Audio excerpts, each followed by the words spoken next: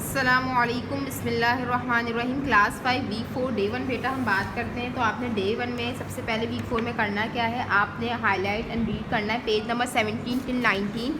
इसमें कुछ बातें समझने वाली हैं, कुछ बातें एग्जाम्पल्स में देख लिएगा और कुछ बातें इंपॉर्टेंट उसको हाईलाइट आप कर सकते हो। जैसे फॉर सपोज यहाँ पर इस्तेमाल हुआ है वर्ड ऑर्डर ऑफ ऑपरेशंस, कि हमने ऑपरेशंस 4 तरह के होते हैं बेटा, addition, subtraction, multiplication and division. 4 तरह के ऑपरेशन हम यूज़ करते हैं मैथ्स के अंदर, इसके अलावा कोई ऑपरेशन नहीं है। Plus, minus, multiplication and division. Order का मतलब क्या है कि आपने अगर आपके क्वेश्चन में ये चारों साथ आ जाएं ऑपरेशन, तो आपने किस तरीके से इसको काम करना है, कौन से ऑपरेशन में इसके साथ वर्कआउट करना है आपने। तो बेटा मेरे ऑर्डर क्या होनी चाहिए उस चीज़ की, आपको 3 तरह से इसका सॉल्यूशन का जवाब दिया हुआ है और तीनों तरह से अगर आप करते हो, जैसे आप सब, तो ये तीनों तरह से आप अलग अलग जवाब देखोगे तो आपको इन्होंने क्या बताई हुई है ये चीज़, कि आपको इन्होंने ये बोला फॉर दी प्रॉब्लम, इस प्रॉब्लम की वजह से कि आपने देखा कि तीनों अगर आपने ऑर्डर अलग अलग, जैसे यानी आपने यहाँ पहले सब्ट्रैक्ट कर दिया, यहाँ पहले ऐड कर दिया, यहाँ पहले डिवाइड कर दिया, तो आप अलग अलग आंसर्स देख रहे हो। लेकिन अगर यह इस प्रॉब्लम को सॉल्व करने के लिए हमारे पास एक रूल बता दिया गया, करेक्ट ऑर्डर बता दी गई है, जिसका हमारे पास नाम होता है DMAS rule. D for division, M for multiplication, A for addition and S for subtraction. यानी सबसे पहले हमने यहाँ डिवीजन करनी है, उसके बाद हमने मल्टीप्लिकेशन करनी है, उसके बाद हमने एडिशन करनी है, देन लास्ट में हम सब्ट्रैक्शन करेंगे। तो हमारे पास जो प्रॉब्लम आ रही थी कि हमारे पास डिफरेंट आंसर आ रहे थे, वो हमारी प्रॉब्लम सॉल्व हो जाएगी with the help of DMAS rule. तो डिमास आपको याद हो जाए कि डी फॉर क्या होता है, इसकी शॉर्ट आपको आसानी के लिए इन्होंने यहाँ पर एक लाइन स्टेटमेंट दी हुई है, ना भी याद करो कोई इश्यू नहीं है, पढ़ लो देख लो इसमें क्या चीज़ आपको समझ में आ रही है कि डिमास आपको बस याद होना चाहिए। तो उन्होंने इसके लिए थोड़ा सा सिंप्लीफिकेशन एक इन्होंने इंटरेस्टिंग चीज़ बना दी, डू म्यूजिशियंस ऑलवेज सिंग, ताकि आपको ये सीक्वेंस याद हो जाए। अनदर वन जो एक और रूल होता है वो है बॉडमास, बी फॉर ब्रैकेट। यहाँ कुछ भी चेंज नहीं है, डिमास से वही मुराद है, बट बी फॉर यहाँ पर ब्रैकेट है। यहाँ आपने पहली ब्रैकेट्स देख रहे हो आप। अच्छा बेटा ब्रैकेट्स कितने किस्म के हैं यहाँ पर आपको बता रहे हैं कि 3 किस्म के यहाँ पर ब्रैकेट इस्तेमाल होंगे मैथ्स के अंदर। 3 तरह के हम ब्रैकेट यूज़ करते हैं, parenthesis, curly brackets and box bracket. 3 तरह के आपको ब्रैकेट दिख रहे हैं, parenthesis, curly and box bracket. Bracket हम इस्तेमाल क्यों करते हैं, ग्रुपिंग करने के लिए नंबर्स को, और ब्रैकेट्स को हम ग्रुपिंग सिंबल्स भी बोलते हैं। ये देखें इंपॉर्टेंट बात है, तो आप इसको हाईलाइट कर सकते हो।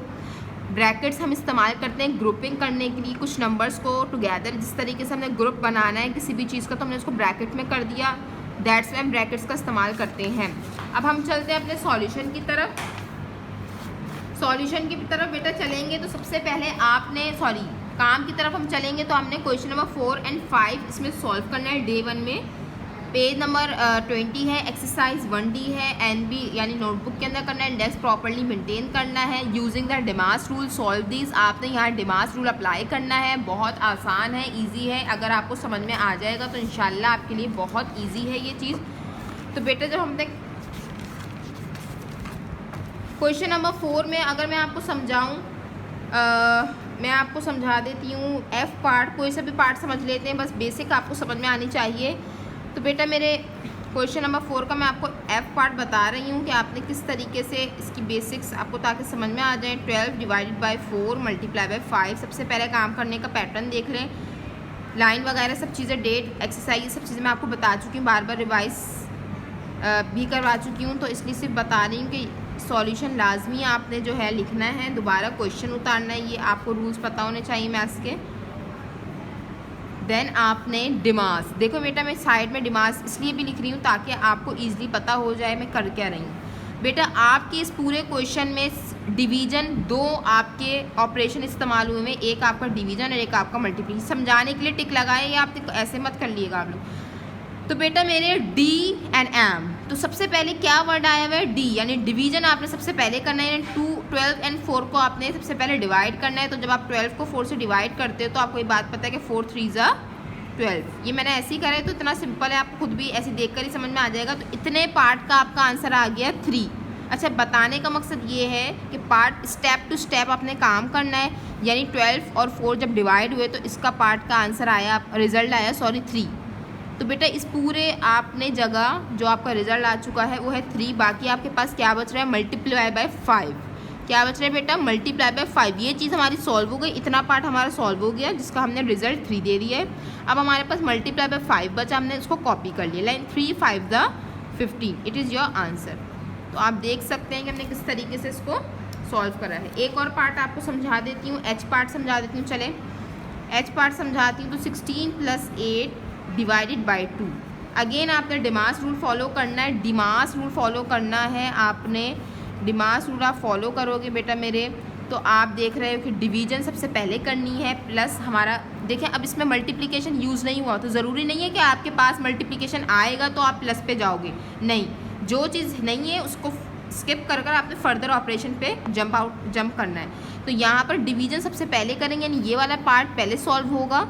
तो बेटा ये वाला पार्ट पहले सॉल्व होगा, तो बच्चे क्या करते हैं कि इस चीज़ को पहले ही यहाँ लिख देते। तो ऐसा नहीं करिएगा, जो चीज़ पहले है उसको वैसे ही एज इट इज़ उतार देना। यानी 16 प्लस यहाँ तक जो हमारी बात है वो एज इट इज़ ऐसी ही उतर जाएगी बेटा। ये चीज़ हम अपनी सॉल्व कर लेंगे, यानी कि 8 कब आता है 2 के टेबल में, डिवाइड कर लेंगे तो 2 4 ज़ा 8।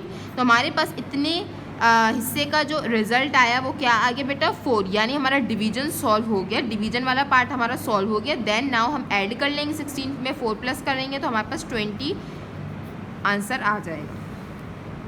अगेन आपको क्वेश्चन नंबर 5 में वही चीज़ एप्लीकेबल करनी। बहुत छोटे छोटे पार्ट्स हैं, इसमें एक से ज़ायद नहीं बल्कि आपको 2 ही ऑपरेशन दिख रहे हैं, तो आपके लिए ये आसान होगा। और इंशाल्लाह आपको ये जो सीक्वेंस है डिमास, ये आपको याद होनी चाहिए। D for division, M for multiplication, addition, subtraction. इंशाल्लाह आपको ये रूल याद हो जाएगा तो आप ईज़िली सॉल्व कर सकते हो।